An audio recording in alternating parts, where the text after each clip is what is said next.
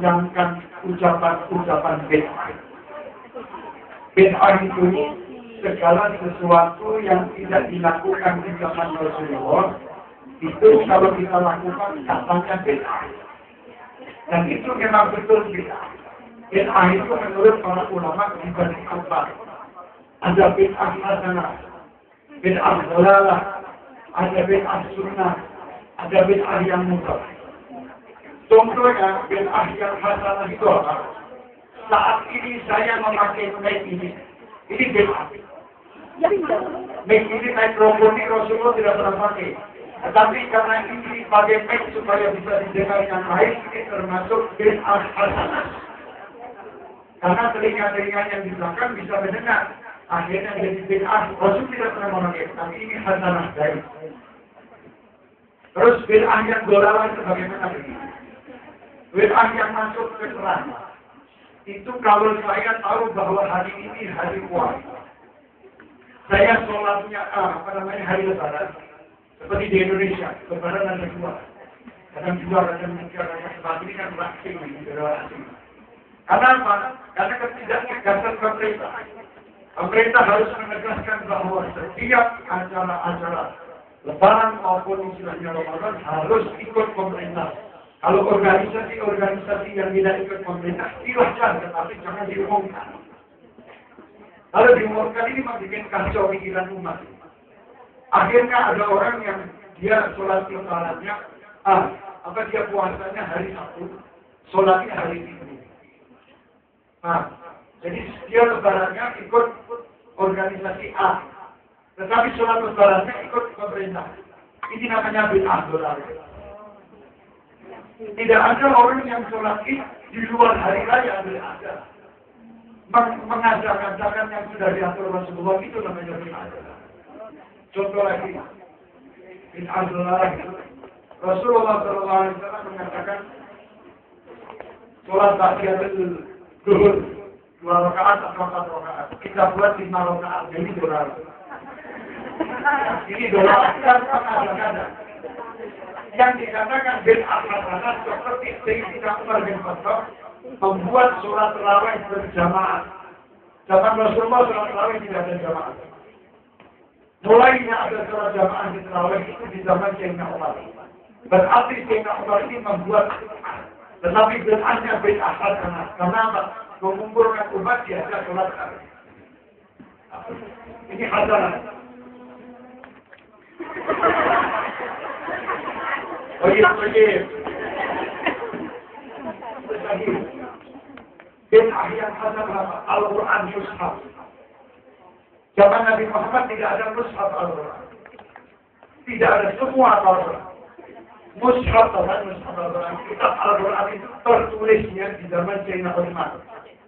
Berarti Sayyidina Utsman membuat bid'ah yang dhalalah atau hasanah. Zaman Nabi tidak ada, tapi Sayyidina Utsman membuat itu. Berarti hasanah. Setiap kebaikan yang Anda lakukan setelah Nabi Muhammad itu adalah bid'ah hasanah. Kebaikan Anda ngasih sebelum sholat subuh. Atau mungkin di masjid-masjid kita di Solo dan di sekitarnya sebagian dari semua. Ada yang assalatu wassalamu alaika ya Rasulullah.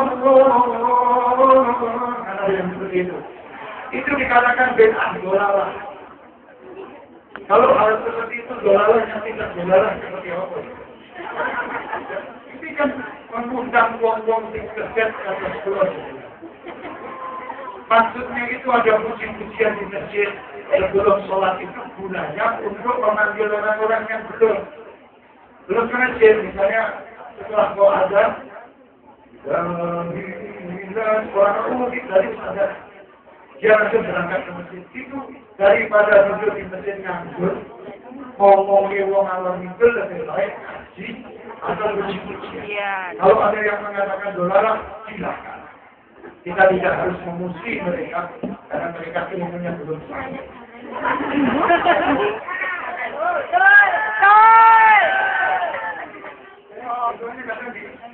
Kita bagi cerita kita. Saya sendiri sering begitu. Oke, kalau pas ada maulid, Itu masuk rokok, jadi aku merokok dengan yang surga. Nanti kalau sudah Anda masuk surga, tolong panggillah saya dari surga. Supaya habisnya masuk surga kalian jenengan. Begitu bisa, ada berapa yang tidak mungkin saya panggil, itu elek membelakang. Sampai goril lagi jangan. Kalau saya doakan semua, yang memusuhi dan yang menyintai besok orang yang jujur. Surga itu luar biasa. Luasnya surga itu 7 langit dan 7 bumi. Masuk al-Jizek ngomong di hari.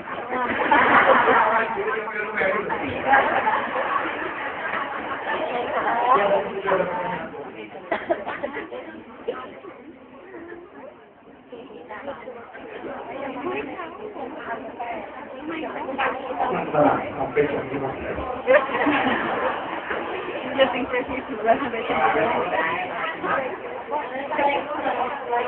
Waalaikumsalam warahmatullahi wabarakatuh.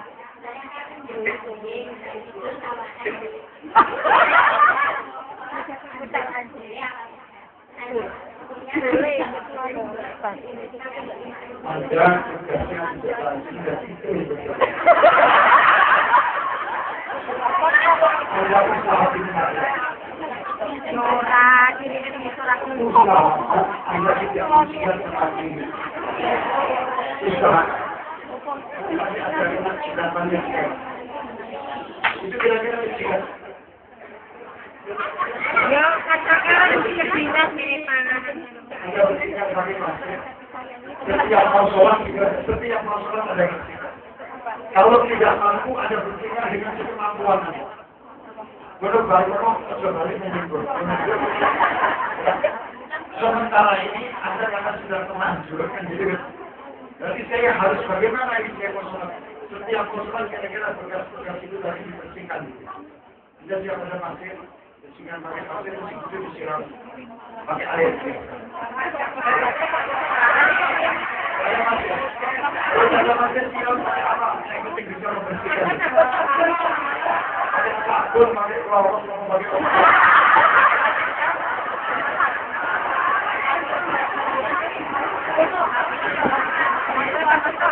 Itu harus sementara. Selama Anda kerja selama ini, kontrak selesai, cari tempat.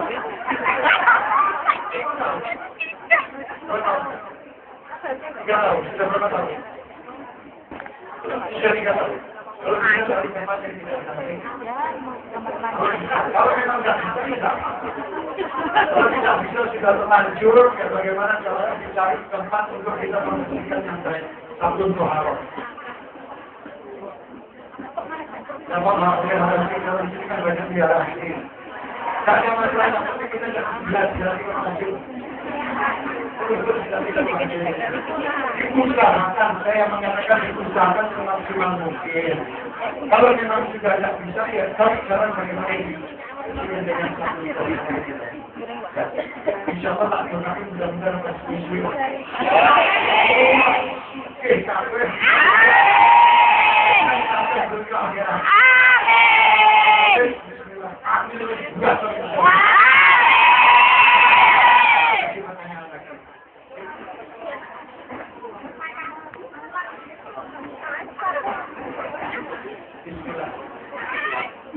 Assalamualaikum warahmatullahi wabarakatuh. Waalaikumsalam warahmatullahi wabarakatuh.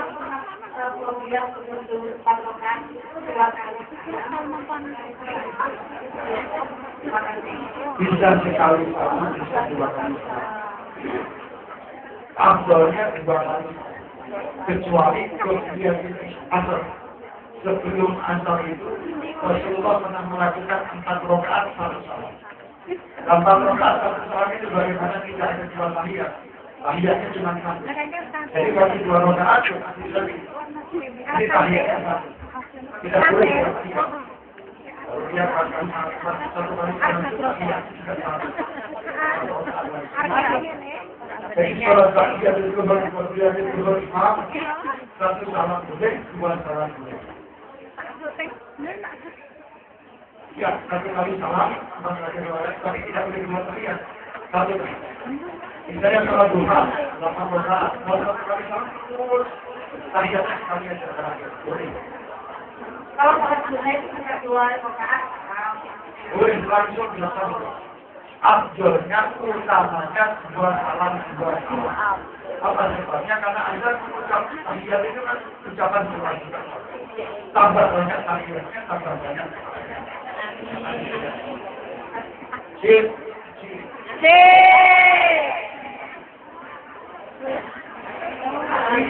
Tapi kalau sampai itu bisa kalau kan yang berasa yang berkecian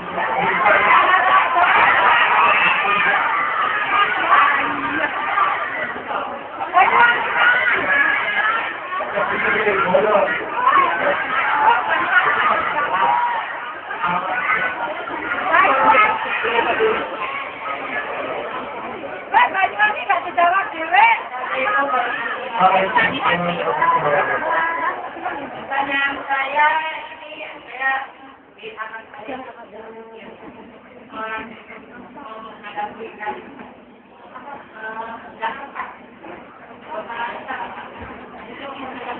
enggak, dia mau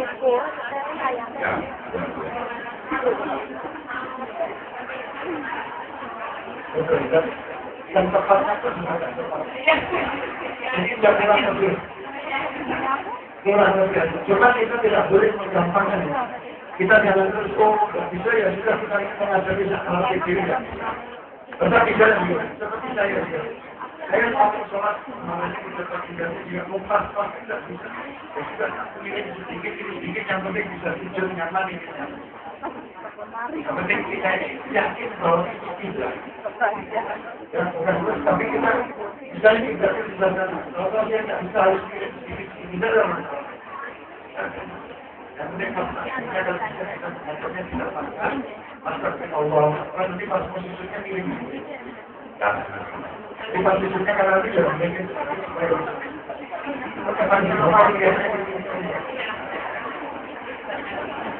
Nek mau kecil yang kita besoknya sedikit. Ini yang terakhir, setelah ini untuk doa ya, Mbak semuanya ya. Ini saya wakilkan dari jamaah. Bagaimana hukumnya bila kita puasa, tapi kita tidak bisa sholat? Apakah sah puasa kita? Yang salah, kalau kita menjamak sholat di sholat dalam sekali. Jadi dari Johor karena tidak mungkin untuk melakukan sholat 1 hari 5 waktu. Terima kasih. Assalamualaikum warahmatullahi wabarakatuh. Waalaikumsalam. Langsung doa ya bisa. Pertama puasa tapi tidak sholat. Puasanya sah atau tidak? Puasanya tetap sah. Puasanya tetap sah. Karena yang membatalkan puasa itu bukan tidak sholat. Yang membatalkan puasa itu makan, minum, kumpul suami istri. Itu batal. Atau mengeluarkan istilahnya sperma dengan sengaja itu hukumnya haram dan batal. Tapi kalau tidak sholat, itu lain lagi sholat nanti tetap dosa masuk neraka. Puasanya masuk surga. Jadi bagaimana kira-kira harus maksudnya separuh itu ya sisi yang neraka lagi tahun. Kecuali orang Jawa. Orang puasa tidak sholat itu seperti orang sakit. Kerana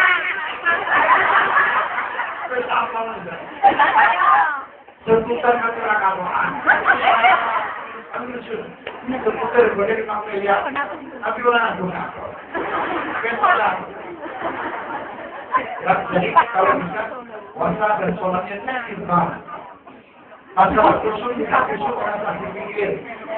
Saya sholat dan bisa khusyuk dan tidak masalah akan penting sholat. Anda tahu waktu sholat dan Anda sholat itu tidak termasuk Anda sudah khusyuk.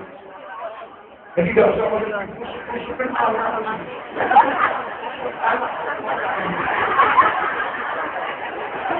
Jadi saya pengen sholat bismillah waktu dua sholat asar. Tapi ada yang tidak bisa sholat 1 hari penuh 5 waktu. Karena mungkin keadaan yang membuat. Kalau memang keadaan yang membuat saya tidak bisa dibutuhkan bicara seperti ini kami ringan. Pendidikan Indonesia tetap saya mengatakan bisa. Untuk 5 waktu. Harus 5 waktu. Karena di sini sudah terlanjur kontra. Orang Islam sholat. Terus bagaimana caranya bagaimana supaya bisa 5 waktu. Kalau tidak bisa 5 waktu, bagian sampai sini. Ini orang sholat kelas ya. Orang boleh masuk kelas. Harus sholat itu dilakukan biasa. Tapi ini bisa nanti kamu harus kurang sholat. Om suranan tuh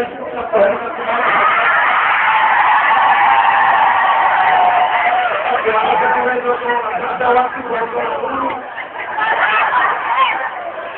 ini sebetulnya kalau mau tahu sebetulnya Al-Quran sudah mengatakan Al-yawma nakhtimu ala afwahihim wa tukallimuna aydihim wa tukallimuna aydihim tangan-tangan mereka nanti akan berbicara belum di akhirat wis ngomong kayak gitu. Itu dia ngomong. Subhanallah, hati-hati. Banyak penipu di dalam Facebook. Banyak penipuan di dalam Twitter. Jadi kita terutama DC. Anda di sini itu kadang Anda kadang itu satu kasih sayang. Ini yang luar biasa. Kadang Anda itu rindu dengan kasih sayang. Mungkin dari suami atau dari siapa dari keluarga. Tahu-tahu ini orang-orangmu dari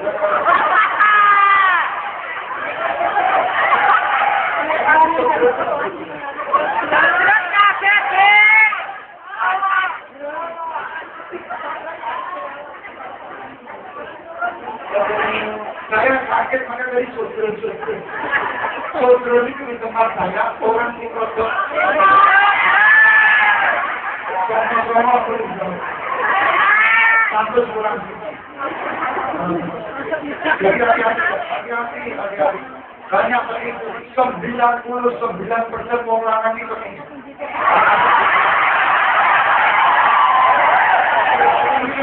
Saya Pak, pertemuan itu dari apa lagi jenengan? Apa lagi di luar ini? Banyak.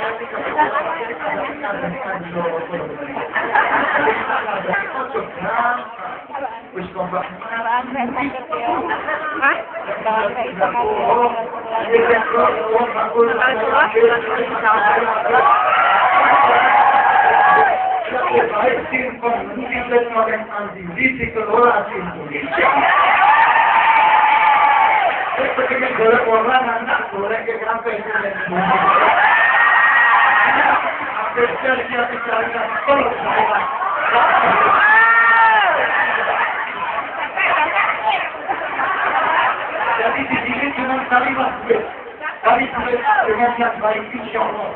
Jangan percaya sama siapapun walaupun ngaku jujur ini makanya alim dari mana? Karena mau alim yang aku sih. Kemudian hati-hati ya. Hati-hati tak tunggu kita beda.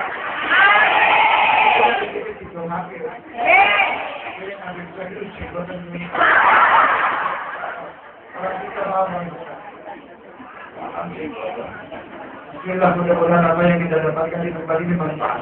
Amin. Maaf, sebelumnya ada permintaan dari panitia. Ini ada salah satu jamaah yang kehilangan dompet. Jadi mohon bagi jamaah lain yang menemukan, ya mohon segera kembalikan kepada yang berhak. Ya jadi sebelum doa kita doakan juga dompet yang hilang karena itu surat-surat penting gitu. Makasih Mbak, bagi yang Lupa disambut. Berapa dari ini Pak dari panitia tadi? Ya. Nanti kalau begini dilihat kalau ada dokter yang Oke. Bismillah.